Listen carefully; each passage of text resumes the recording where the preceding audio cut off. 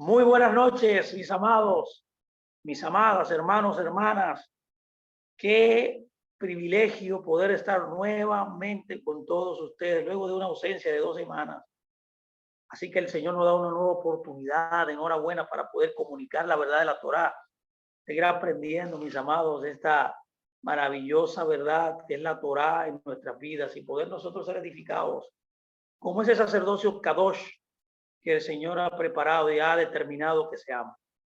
Así que hoy vamos a continuar en nuestra secuencia de estudios del patrimonio judío, de la mentalidad judía, de cómo piensan los judíos, aspectos teológicos, históricos, antropológicos, sociológicos, ¿por qué no? Acerca de todo lo que pasaba en el primer siglo.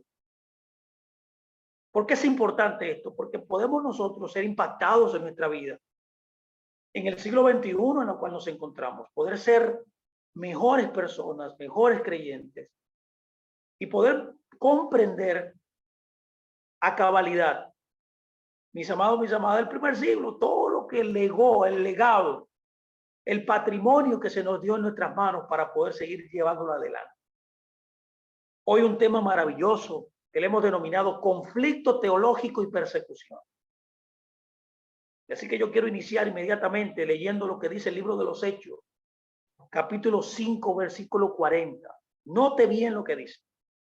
Y llamando a los apóstoles, después de azotarlos, escuche muy bien, les intimaron que no hablaran en el nombre de Yeshua. Escuche bien cómo se estaba poniendo la cosa ya, Se estaba poniendo, como decimos aquí, color de hormiga. Por creer en el Mashiach, en Yeshua el Mashiach. Esto le produjo que el concilio, el Sanedrín, los apresara y azotara a los discípulos. Así que permítame iniciar, luego de leer este verso que va a dar base a todo lo que nosotros queremos decir en el día de hoy acerca de este conflicto teológico y la persecución que se levantó contra el movimiento judío de Yeshua, un movimiento mesiánico, un movimiento como se le conoce, los del camino.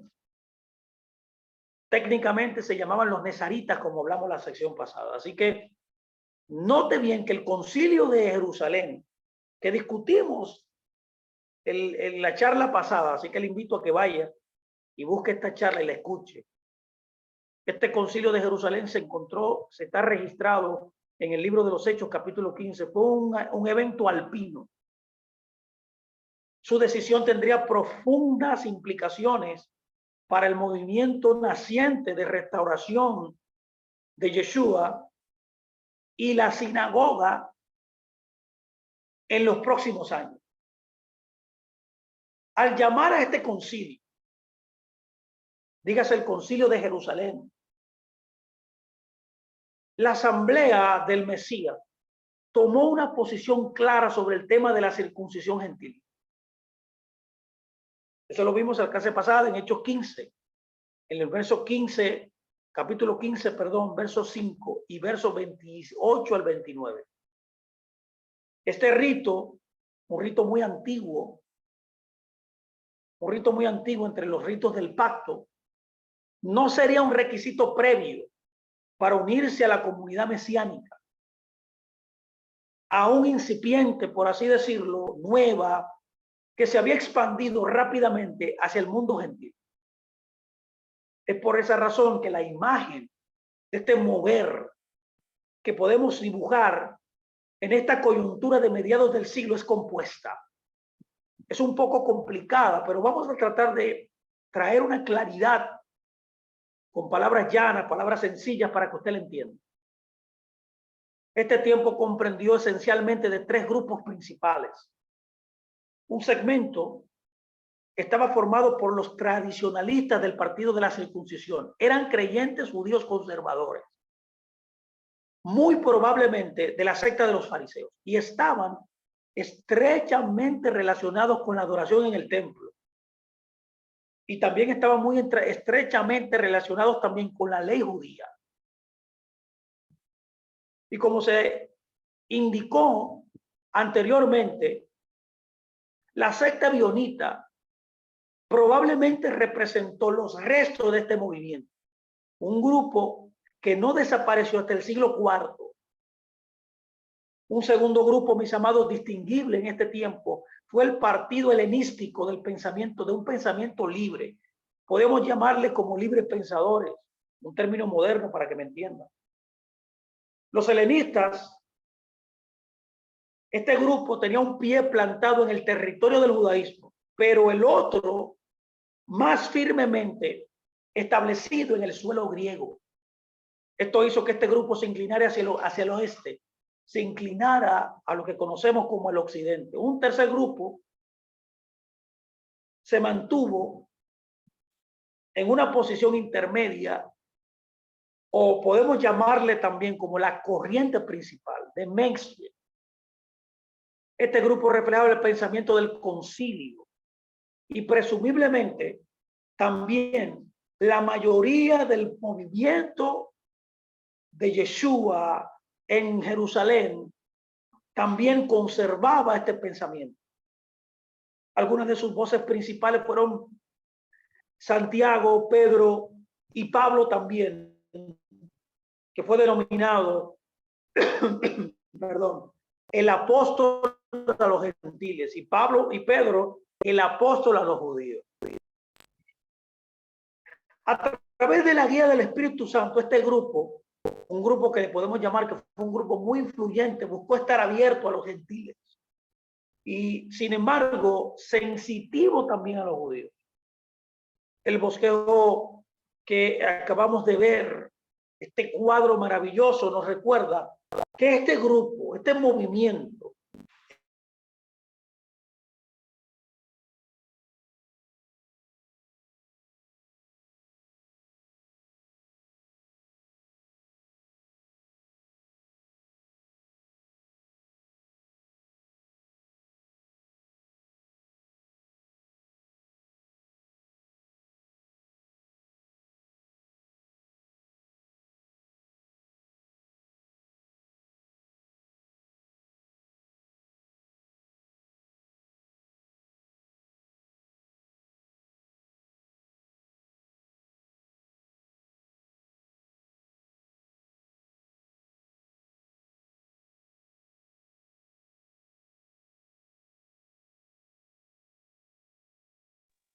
levanten una manita, por favor, para ver si me escuchan.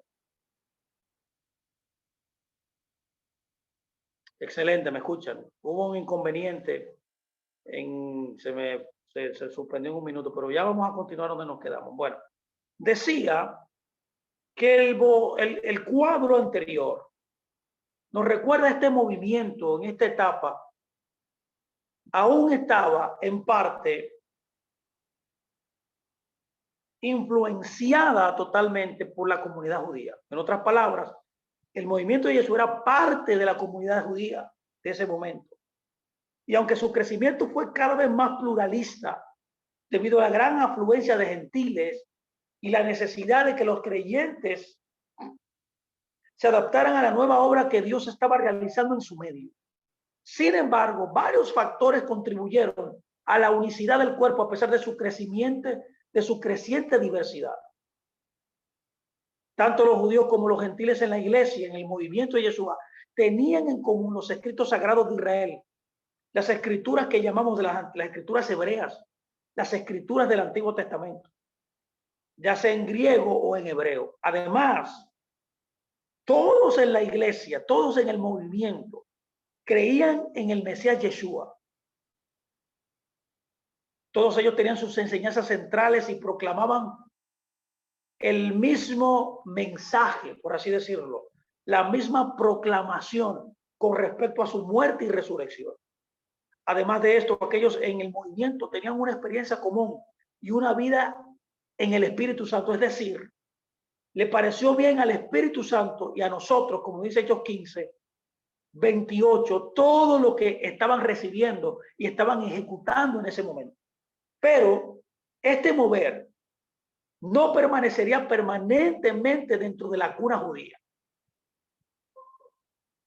Y antes de comenzar a explorar los diferentes factores que llevaron a este mover, este movimiento de Yeshua, los del camino, los nazarenos, y a la sinagoga, a su separación, debemos hacer varias observaciones introductorias.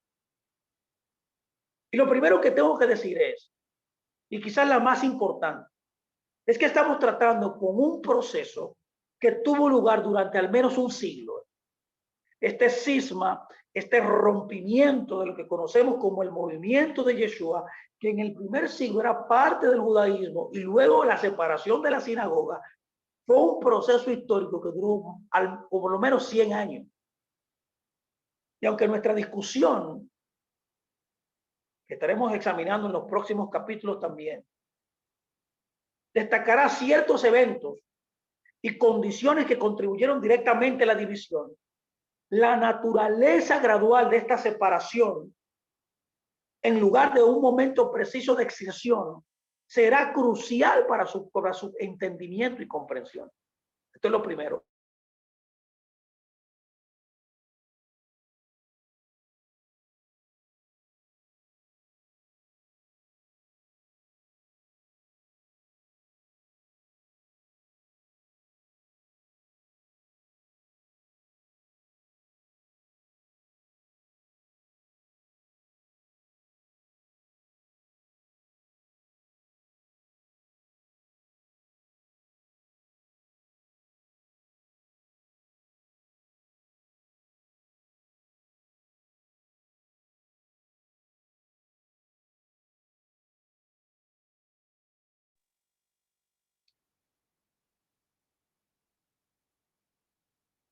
Es por esa razón que no podemos tomar esto a la ligera, ¿no? Esto no es algo simple analizarlo. Cada pregunta tiene un lado judío y un lado también cristiano. Y el tercer punto que quiero recalcar es que debemos reconocer que nuestras fuentes son incompletas para ciertos aspectos de este problema. Ninguna transcripción ha sobrevivido dando abundantes detalles. Por lo tanto, dependemos de la compilación de un mosaico de una variedad de fuentes antiguas. Y finalmente, quiero decir que no deben olvidarse que los autores, ya sean antiguos o modernos, tienen un punto de vista particular. Las presuposiciones y las lealtades personales a veces entran en el pesaje de un argumento fuente. Y particularmente en el área siempre volátil de la historia de las relaciones entre cristianos y judíos, ambas perspectivas deben considerarse siempre que sea posible. Es por esa razón que vamos a discutir en breve dos de los aspectos o factores principales en la separación de lo que conocemos como la iglesia, o vamos a llamar el movimiento de Yeshua así, la asamblea del Señor, los nezaritas, los del camino, los discípulos del Señor y la sinagoga. Vamos a ver las diferencias teológicas y el tema de la persecución. El problema teológico clave, comenzando por el primer punto, son las diferencias teológicas. Se ha dividido a cristianos y judeos durante dos milenios, y es Yeshua, mis amados. Lo que ha dividido al cristianismo del judaísmo es nada más y nada menos que la persona de Yeshua. Pregunto, ¿cómo se percibe al Hijo de Dios o al hijo del carpintero Galileo? ¿Cómo se percibe? ¿Lo entendemos como el Mesías y Dios de acuerdo con el testimonio de los escritores del Nuevo Testamento, o como alguien que tuvo aspiraciones mesiánicas pero que como un simple mortal falló en su causa? Pregunto, ¿era un hijo de Dios como todos los seres humanos, o era el unigénito hijo de Dios que el cuarto evangelio declara que es? Es por eso que debo hacer otra pregunta, y es la siguiente: Fue él el hijo, hombre apocalíptico, el siervo sufriente y el rey justo del que hablan los profetas. O simplemente la iglesia primitiva, el movimiento restaurador del judaísmo, Yeshua y sus seguidores, le atribuyó tales títulos después de su muerte. Esto es lo que ha dividido a la iglesia. Esto es lo que ha dividido el movimiento de Yeshua, mi amado, el cristianismo. Es por esa razón que debemos plantear a Yeshua, hombre o Dios. ¿Era un hombre simple o era Dios? En lo que respecta al registro de los evangelios, Yeshua habló desde dentro del judaísmo. Él nunca abandonó su fe ancestral, nunca. Gran parte de su actividad se dedicó al templo y a la sinagoga. Y como se señalaba, y como hemos señalado anteriormente, su enseñanza reflejaba en la mayoría de los puntos una relación muy cercana con el judaísmo de su época. En las palabras de Joaquín Jeremías, un gran rabino, en su libro El mensaje central del Nuevo Testamento, que si usted quiere aprender un poco más acerca de la judeidad de Yeshua, usted debe leer a Joaquín Jeremías. Joaquín Jeremías dice de Yeshua lo siguiente, él dice que fue un profeta que permaneció completamente dentro de los límites del judaísmo. Esto lo dice un judío ortodoxo, ¿eh? Ahora bien, para la mayoría de los intérpretes judíos de Yeshua, el tema es más profundo y mucho más complejo de lo que indica esta descripción maravillosa que da Joaquín Jeremías, siendo un judío ortodoxo. Un punto crucial es el fracaso de Yeshua en reconocer a otras autoridades de enseñanza. Y aún más crucial, en su reclamo al derecho de dar su propia interpretación autorizada en cuanto a lo que Dios quiere. Además, Yeshua proclamó enfáticamente en muchos lugares, por ejemplo en Juan 10:30, en Juan 10:36, en Juan 10:38, que él era hijo de Dios. Su filiación divina fue recalcada muchas veces. Y también anunció su regreso acompañado de ángeles al final de la era. Literalmente eso se encuentra en Mateo 24, 27 al 31. Por lo tanto, se argumenta que el Yeshua de la historia debe ser separado del Cristo de la fe.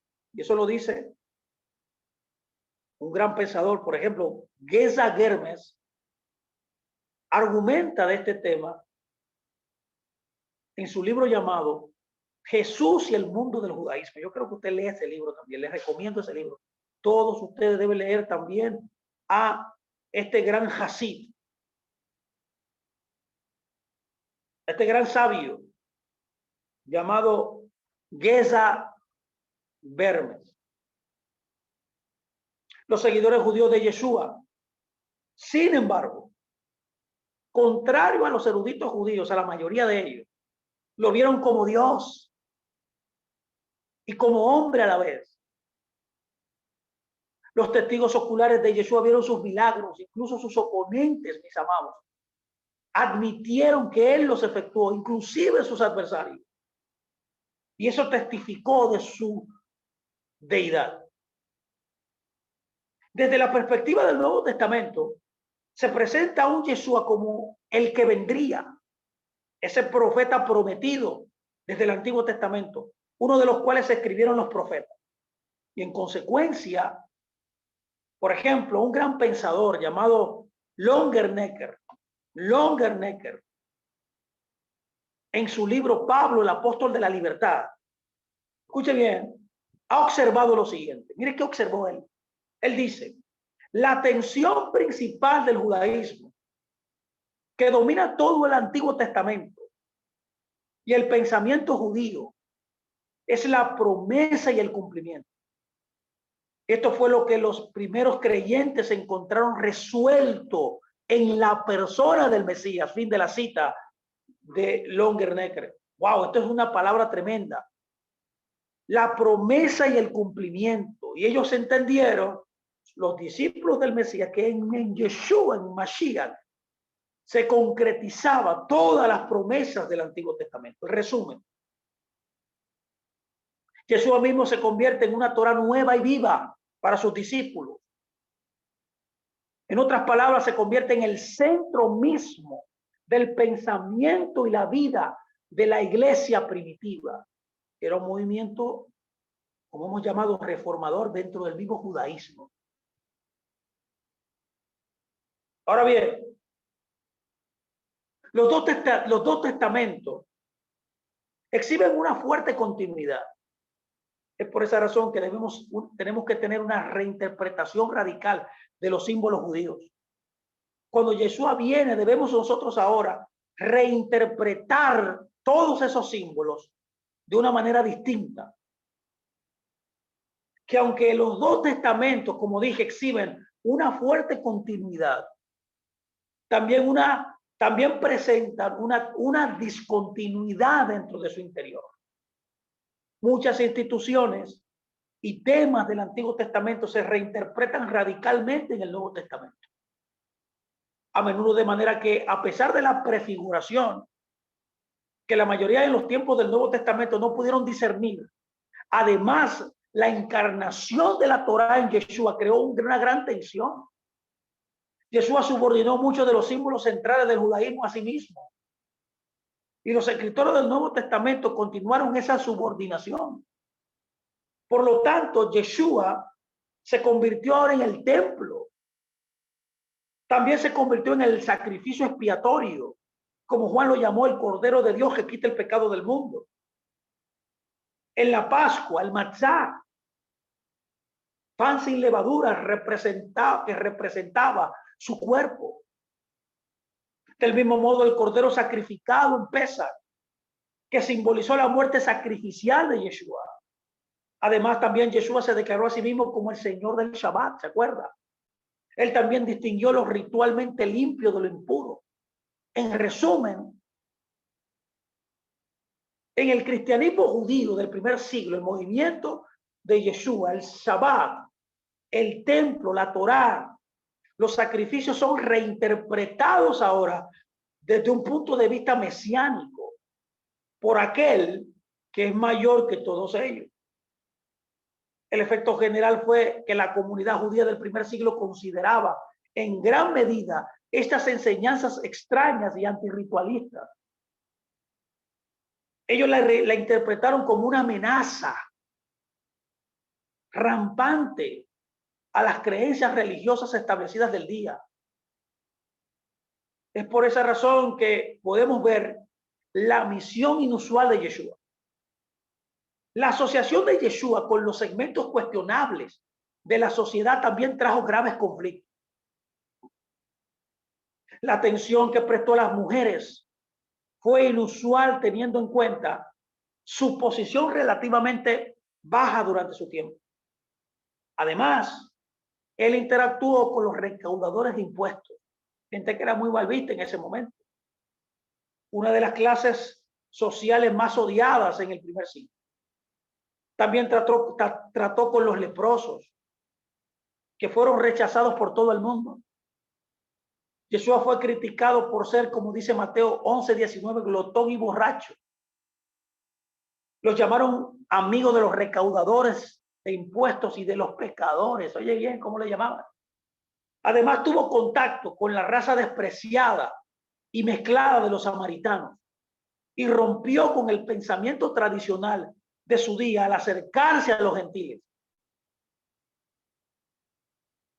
allanando de esta manera el camino para la posterior misión judía hacia las naciones, o podemos llamarle al mundo no judío, en el sentido de que el amor y la compasión de Yeshua no tenía límites. Sus acciones a menudo resultaron ser radicales o escandalosas también para la comunidad religiosa de su época. En consecuencia, Debemos enfatizar que Yeshua tenía diferentes planes. No vino simplemente para mantener o reforzar las tradiciones judías que él heredó, mis amados. Más bien su misión era rehacer esas tradiciones, reconstruir.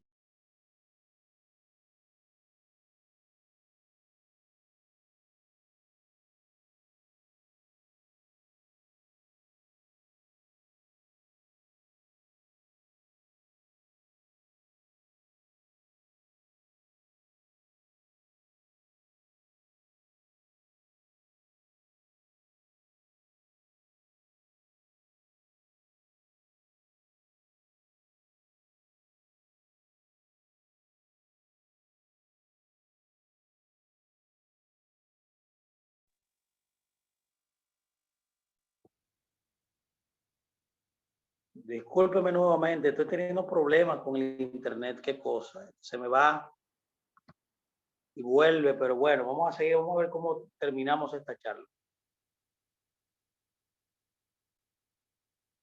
Un gran pensador llamado John Richards ha resumido efectivamente la transformación de Yeshua del judaísmo. Note bien que dice, él, o sea, Yeshua, buscó una renovación de la tradición al darle una nueva dirección, eliminar los intentos de multiplicar las prescripciones detalladas de la Torá y dirigirlas a estándares personales como un medio para regular la conducta, rechazar la creencia en la justicia pública de Dios y enfatizar en su lugar la misericordia de Dios, su voluntad de sanar, de perdonar y de vencer la enemistad con el amor, y llamarlos a otros a seguirlo en su ministerio de amor a los perdidos, pobres y enemigos. La afirmación de Yeshua de una relación única con el Padre no se expresa en ningún lugar en términos más claros que en su propio uso de Abba. La innovadora palabra trajo una singularidad marcada de Yeshua. Es por esa razón que el innovador estudio histórico de Joaquín Jeremías ha arrojado mucha luz sobre esta afirmación tan discutida. Joaquín Jeremías, en su extraordinario libro llamado El mensaje central del Nuevo Testamento, él nos enseña algo importante. Él dice, él ha señalado que en un número relativamente pequeño de referencias en el Antiguo Testamento se habla de Dios como Padre, especialmente en el sentido de creador y fuente de misericordia a sus hijos de Israel. Sin embargo, nadie se dirigió a Dios como mi Padre. Escucha muy bien que dice un judío ortodoxo. En las oraciones litúrgicas del judaísmo palestino, se dirigió a Dios como Abin, nuestro Padre. Pero cuando Yeshua oraba en presencia de sus discípulos, a menudo usaba la expresión mi Padre. Además, mis amados, también usó el término arameo, Abba.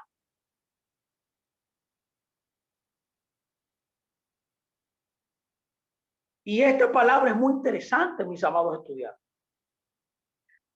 En la sociedad judía del primer siglo, para que entienda, un niño pequeño llamaría a su padre Abba, que es una especie como en castellano de decir papito, papi. O sea, en otras palabras, era un término íntimo. Y el término era tan íntimo y familiar que un judío sería considerado irreverente si lo usara para Dios. Ve la connotación aquí de la diferencia de Yeshua con el Antiguo Testamento y cómo los judíos lo utilizan. La paternidad de Dios no era un lugar común en los labios de Yeshua, sino algo personal, algo íntimo. Llamar a Dios Abba fue una revelación que Dios le concedió. Por eso es importantísimo, mis amados, entender su conciencia bien clara de filiación divina. La misma cercanía infantil es fundamental para la filiación que está en el corazón del evangelio cristiano. Para aquellos que por fe han sido adoptados en la familia del Padre, cuando son niños también pueden llamarlo Abba. Y eso tenemos registro de esto en los evangelios. Por ejemplo, en el Nuevo Testamento, como en el libro de Romanos, en el libro de Gálatas. Es por esa razón que Jeremías resume el sorprendente significado de este término teológicamente embarazoso usado por Yeshua. Él dice, con Abba estamos detrás del querigma, o sea, del mensaje, de la proclamación. Nos enfrentamos, dice, a algo nuevo e inaudito que rompe los límites del judaísmo. Aquí vemos quién fue el Jesús histórico, el hombre que tenía el poder de dirigirse a Dios como Abba y que incluía a los pecadores, que incluía a los publicanos en el reino, al autorizarles a repetir esta palabra Abba, querido Padre. Dios, eso dice Jeremías. La oposición al cristianismo no surgió primero contra los seguidores de Yeshua, sino contra el Yeshua mismo, mis amados. Desde varios sectores, Yeshua experimentó un conflicto teológico sobre sus afirmaciones y sobre sus enseñanzas. Especialmente los escribas y los fariseos entablaron una intensa discusión con él en más de una ocasión. Yeshua fue un polémico. Él condenó a varios grupos de líderes religiosos judíos y culpó a estas mismas personas por impedir que otros ingresaran en el reino de Dios. Es por esa razón que en el primer siglo debemos saber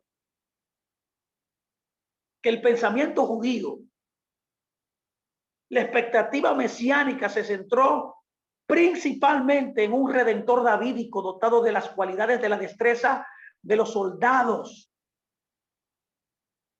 Lo visualizaron con un hombre lleno de justicia y santidad, pero también hubo especulaciones de un Mesías sacerdotal y profético y de otros puntos de vista también. Es por esa razón que con esta variedad de expectativas mesiánicas diversa en el primer siglo, entre sus seguidores y sus oponentes, Yeshua probablemente optó por mantener en secreto su carácter mesiánico.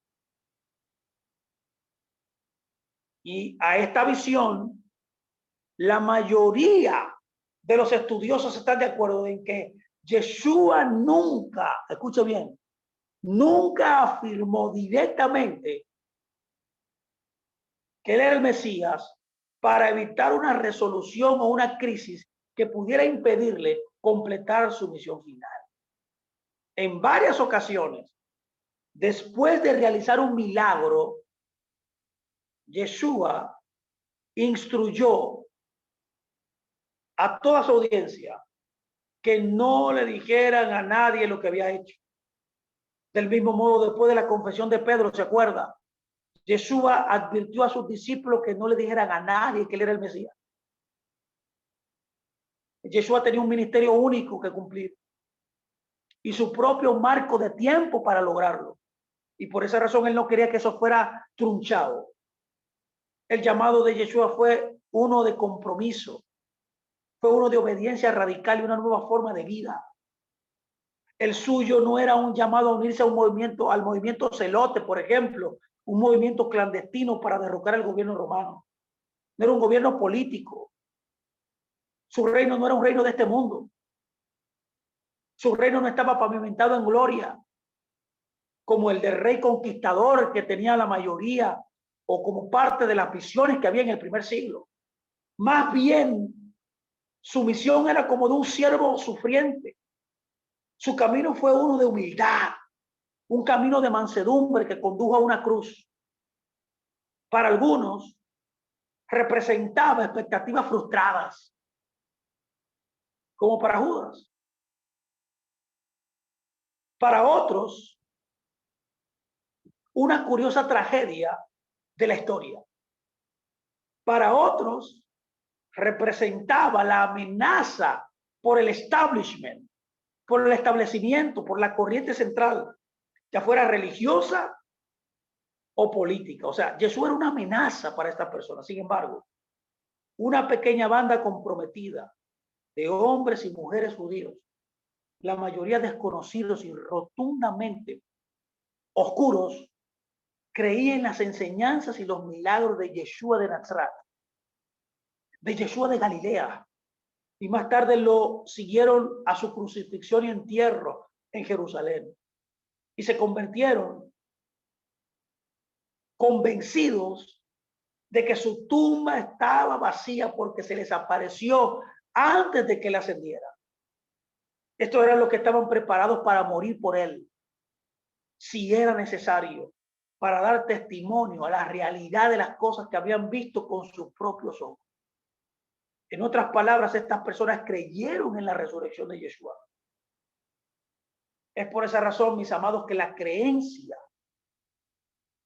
en el mesianismo de Yeshua estaba profundamente arraigada en la fe en su resurrección de entre los muertos. Algunos se burlaron de esta noción, pero es innegable que la creencia del movimiento primitivo de Yeshua en esta enseñanza singular convirtió lo que parecía ser un movimiento sectario temporal y desdichado en una llama no extinguible de esperanza y de fuerza. El rol mesiánico de Yeshua como redentor había dejado a la población general con respuestas mixtas. Por ejemplo, como la confusión, el desconcierto, inclusive la agitación o expectativas no cumplidas, pero habíamos esperado que él fuera el que iba a redimir a Israel. Yeshua cumplió con las esperanzas nacionalistas, los sueños apocalípticos o las aspiraciones de santidad de la comunidad. Pero la fe en su resurrección convirtió a un grupo de seguidores a punto de ser disuelto y a punto de derrumbarse en heraldos decisivos del querigma, del mensaje, de la proclamación del reino. El corazón de ese mensaje se convirtió en: si confiesas con tu boca que Yeshua es el Señor y crees en tu corazón que Dios lo resucitó de entre los muertos, serás salvo. Este fue el mensaje central del movimiento de Yeshua. Es por esa razón que entre la muerte de Yeshua cerca del año 30 y el estallido de la primera revuelta judía más o menos en el año 66, las autoridades judías o la multitud judía persiguió repetitivamente a los creyentes en Jesús. Y este es el segundo punto que quiero analizar: las persecuciones. El sumo sacerdote había acusado a Jesús de ser un alborotador político al no pagar impuestos al César y a afirmar ser el rey de los judíos. Jesús advirtió muy claramente y enfáticamente a sus seguidores de estas personas. Y también les recordó que ellos iban a ser también perseguidos por arrestos y azotes en las sinagogas. Y aquí tenemos un caso drástico porque judíos están persiguiendo a judíos. La persecución judía al movimiento de Yeshua fue vista originalmente como una controversia entre sectas judías. Esto fue al principio. Solo más tarde, cuando este movimiento, o lo que conocemos como la iglesia, se separa de la sinagoga, la oposición romana al cristianismo tuvo un papel importante. Antes de la caída de Jerusalén, el movimiento mesiánico fue visto como otro tipo de herejía judía. Sin embargo, después de que Roma había aplastado a la nación judía, el establecimiento judío estaba más amenazado por este movimiento judío de Yeshua, que no tenía un gran interés en la política nacional y no apoyaba la causa zelota. Así su existencia constituyó una amenaza. A medida que la posición nacional judía empeoraba, la oposición al movimiento de Yeshua tendía a ser proporcionalmente más violento. El tema del mesianismo de Yeshua creó dos grupos diametralmente opuestos dentro del judaísmo. Y el proceso de separación comenzó inmediatamente después de la muerte de Yeshua. La comunidad judía aparentemente vinculó la muerte de Yeshua a la acusación de blasfemia y por lo tanto la persecución era inevitable para sus seguidores, quienes focalizaban las mismas creencias de su maestro. Y ahí comenzaron los actos de violencia callejeros, mis amados. Es evidente en el libro de los Hechos que los judíos persiguieron a los creyentes de Yeshua antes de la primera revuelta judía. Pero estos incidentes parecen ser a menudo actos de violencia callejeros en lugar de persecuciones oficiales. Las fuentes externas al Nuevo Testamento muestran que después o desde el momento de la muerte de Yeshua hasta la primera revuelta judía, o sea, en el año 66, no hay un caso claro en el que el liderazgo religioso judío tenga una ejecución judicial de un creyente en el Mesías únicamente con fines religiosos. Y aunque el libro de los Hechos registra 2 martirios, estos parecen ser incidentes relativamente raros durante las tumultuosas primeras décadas del crecimiento del movimiento de Yeshua. El primer mártir, como ya usted sabe, fue Esteban. Su muerte fue probablemente el resultado de la violencia de una turba enojada en lugar de un decreto formal del Sanedrín, para el cual faltan pruebas. Es por esa razón que podemos ver que el segundo mártir, que fue Santiago, el hijo de Zebedeo, fue aparentemente condenado a muerte por Herodes Agripa por razones políticas más que religiosas. Varios otros ejemplos de oposición a mano de las autoridades judías también pueden ser citados en los Hechos. Los saduceos arrestaron a los apóstoles y los encarcelaron por predicar la resurrección de Yeshua. Y ahí vemos cómo el Sanedrín advirtió a Pedro y a Juan que no enseñaran más en el nombre de Yeshua. Y aunque el Sanedrín ordenó que los apóstoles fueran azotados por su enseñanza, se negaron a dejar de proclamar las buenas nuevas de que Yeshua es el Mesías. Una vez más, Pedro fue capturado y puesto en prisión. Esta acción, que fue, por así decirlo, parte de una persecución más grande por parte de Herodes Agripa, agradó a los judíos. Además, el movimiento de Yeshua había sido dispersado por una persecución que se produjo después de la lapidación de Esteban. Y es ahí donde viene el papel de Saulo de Tarso. Saulo, que fue el perseguidor del movimiento de Yeshua, un joven fariseo celoso de la época, era uno de los principales opositores del movimiento de Yeshua. Él ayudó a provocar la dispersión después de la muerte de Esteban y desempeñó un papel importante en una gran persecución que estalló contra el movimiento de Yeshua en Jerusalén. Saulo o Saúl iba de casa en casa y arrestaba a los creyentes de Yeshua y los llevaba a prisión. Pero como resultado de su experiencia en el camino de Damasco, Saúl sufrió el cambio revolucionario que lo convirtió del perseguidor más activo del nuevo orden en su campeón más enérgico. Se convirtió en el apóstol a los gentiles. La evidencia del libro de los Hechos sugiere que el sumo sacerdote proporcionó documentos que autorizaban a Saulo a buscar a los creyentes de Yeshua en las sinagogas de Damasco y llevarlos como prisioneros a Jerusalén. Y aunque las primeras fuentes indican que el Sanedrín de Jerusalén en este momento no tenía jurisdicción civil más allá de la propia Judea, es posible que en la aplicación de la Torá judía el Sanedrín tuviera una autoridad de facto en divisiones administrativas más distantes. Esta autoridad daría cuenta del envío de Saulo a Damasco para arrestar a los creyentes de Yeshua.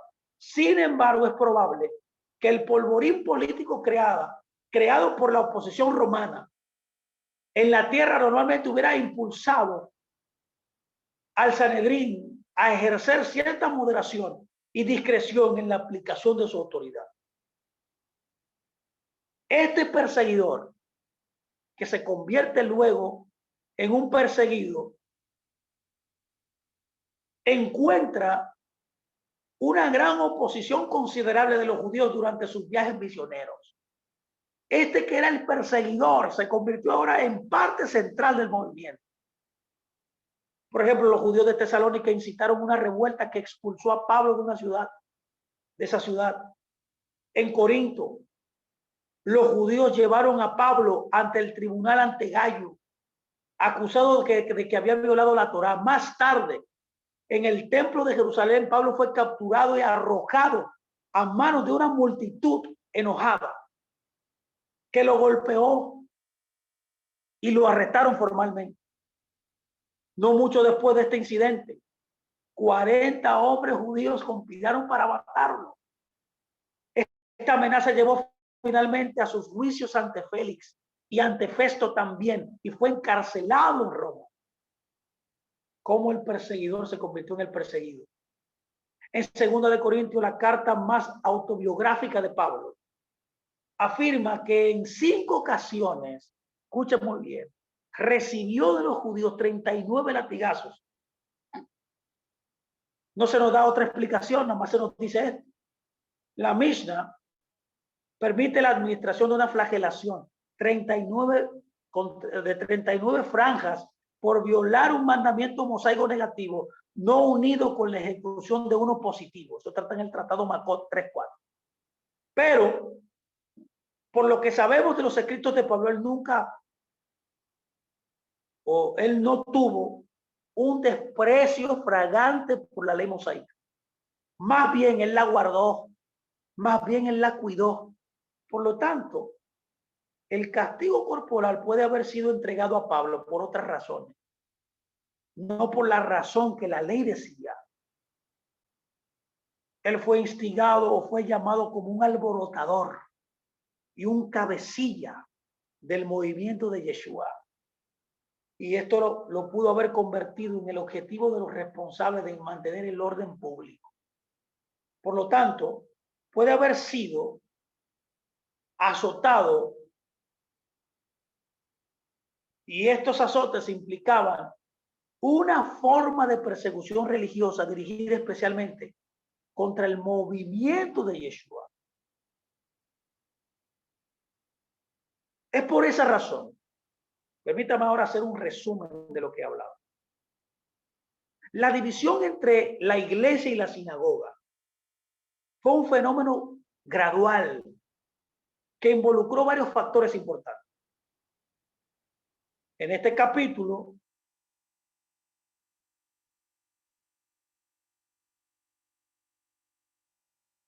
hemos considerado 2 de estos.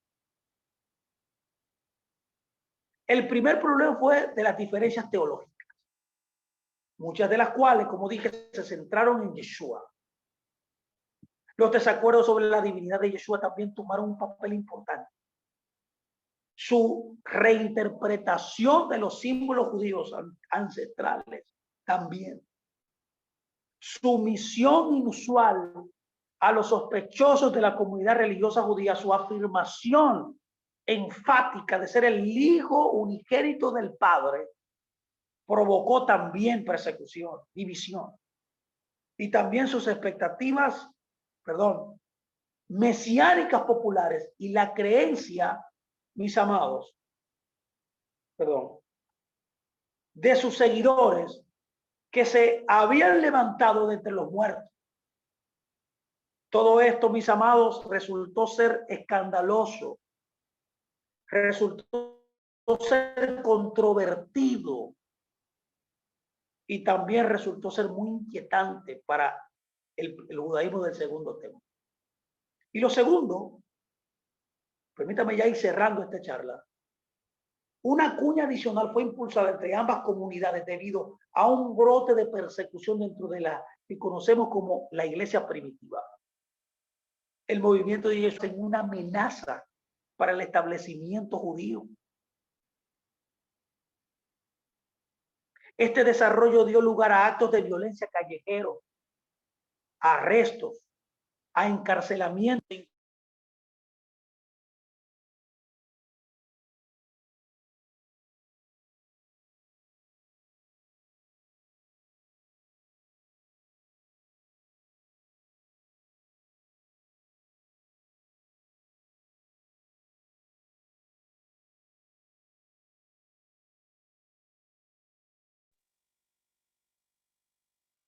Disculpe nuevamente, ya estoy terminando.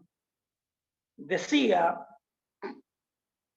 que el movimiento de Yeshua se convirtió cada vez más en una amenaza para el establecimiento del judaísmo en ese primer siglo.